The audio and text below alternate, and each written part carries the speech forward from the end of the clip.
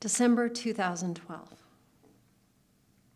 I'm sitting in the bank behind the counter. I'm catatonic.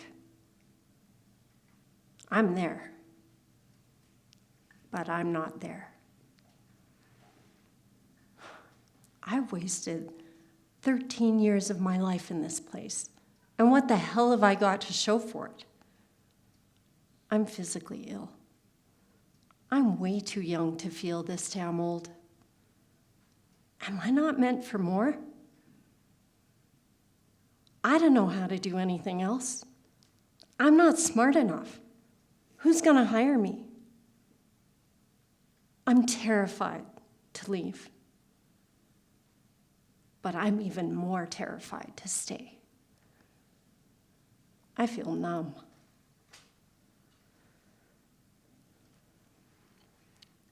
Lunchtime. It's now or never. I cannot believe I'm doing this again. Delilah is going to kill me. I walk past Holly. I can feel her judgment. This is not going to go over well. Delilah, I don't feel well. I need to go home.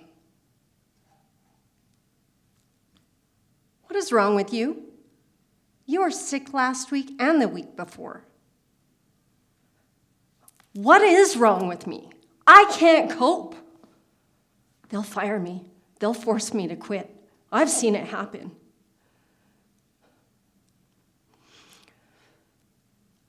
I don't know what's wrong. I just need to go home. Well, you need to figure it out. Go see your doctor and be back here tomorrow with an answer. You can't just keep taking time off. I leave. Heart is racing, palpitations. What if I'm having a heart attack? What if I'm going insane? There's so much chaos, I'm crawling out of my skin. Over a decade and a half of hiding it, and now my anxiety is finally overtaking my fear of being exposed. I'm out of options. But I can't go back there tomorrow.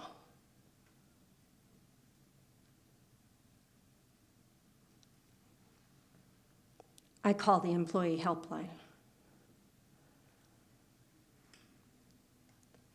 3 days later, I'm on short-term disability. I'm finally going to get some real help. I haven't slept in days. I've reached a level of exhaustion I never knew existed. I'm sitting in my car, about to go to that first appointment. I'm full of fear, but I'm hopeful for the help. Keys in the ignition, I'm about to start the car. Hold on a second. It's still dark in here. I haven't opened the garage door. Oh man, I am just so freaking tired. That passenger seat looks really comfy right now. What if I just start the car and drift off right here? That tornado of unbearable noise in my head will finally shut off. I just need solace.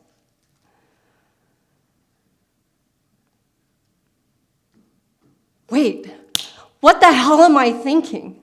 I hit the button, the garage door opens, I start the car, I hit the gas, I back out as fast as I can.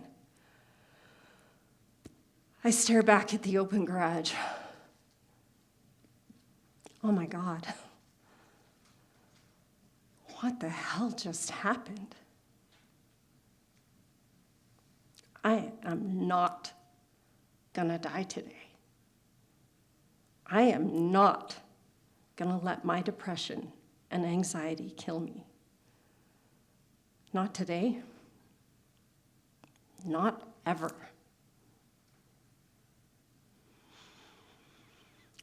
I went through 4 different therapists before I found one I could relate to.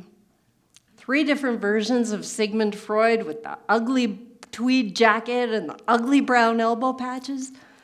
I mean, it's 2005. Who still wears that? And finally, Angela. She looked nothing like Sigmund Freud. She didn't even have a gray beard. And she let me stay off those scary drugs as long as I committed to doing the work. I was determined to get better. I'm not going to lie.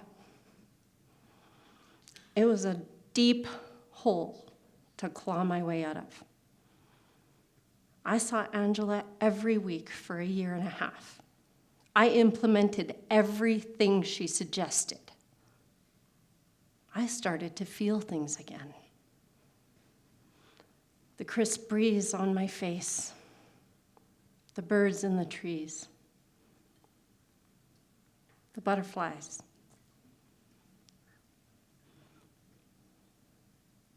When I was really depressed, I couldn't feel a thing.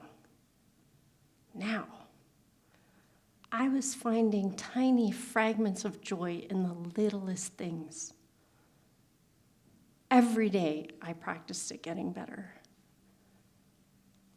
Some days, I felt too depleted, and that was okay too. I learned to nurture myself and to build my own recovery toolbox. That was my job for 1.5 years, to get better.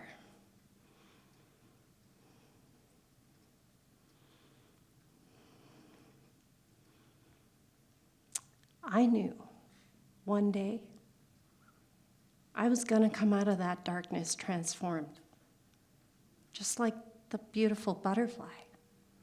This was all happening for a reason. I began to embrace the journey.